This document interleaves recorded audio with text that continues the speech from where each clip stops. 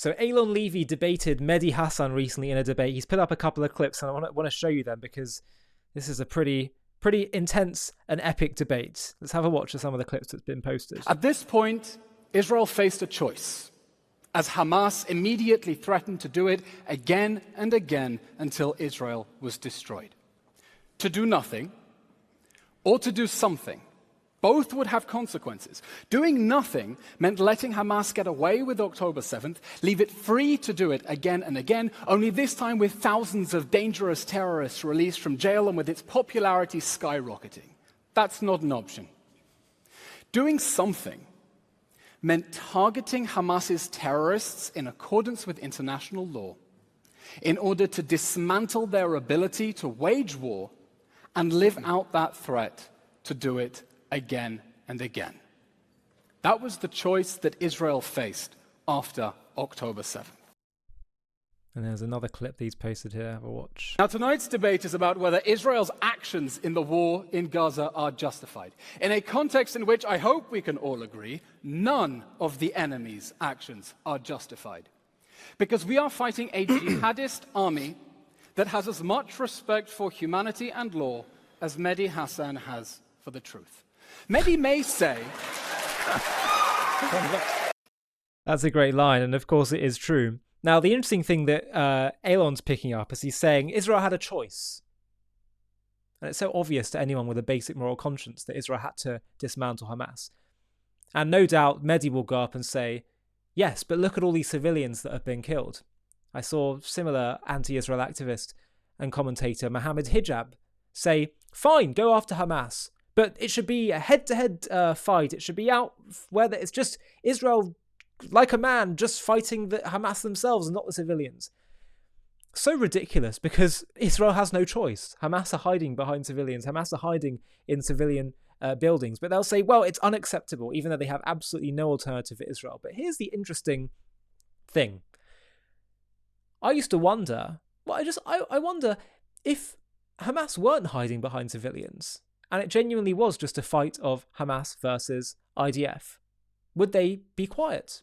Would they say, yep, fair enough, go for it? Well, that's not just an intellectual question anymore.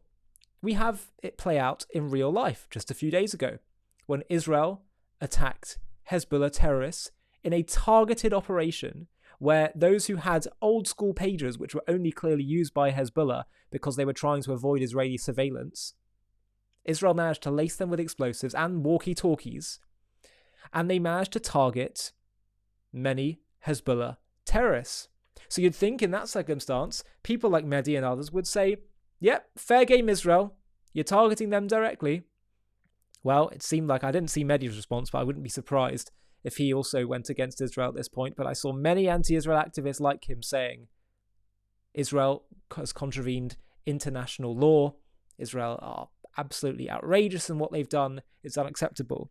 And that proves that their criticism of Israel, saying that she doesn't care enough for civilians in Gaza. And by the way, let's not forget that the vast majority of civilians, even according to recent polling, support what happened on October 7th. So I sometimes question this notion of so many hundreds of Israeli soldiers having to die on the altar of protecting Gazan civilians when so many of them are supportive and probably complicit in October 7th. But nonetheless, Israel has done it their way, the way of Western moral standards that demands as few non-combatant casualties as possible.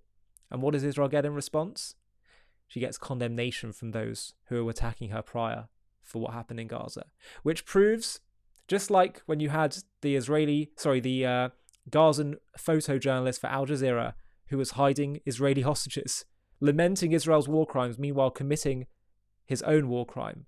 It shows that the attacks and the smears on Israel are disingenuous, and that Israel shouldn't pay attention to them, but should instead do whatever it is she needs to do to protect her people, ensure her safety. And yes, it is time to stop being so defensive in trying to justify what Israel and the Jewish people have absolutely every right to do. Hi, thank you so much for watching. To watch another one, click here. To stay up to date with all our content, click here to subscribe. And if you're able to, you can help support JTV to grow and grow by clicking join below this video, where you can become a member and get perks including early access to videos and private live discussions with me. But most of all, you'll be partnering with us on our mission to change the world.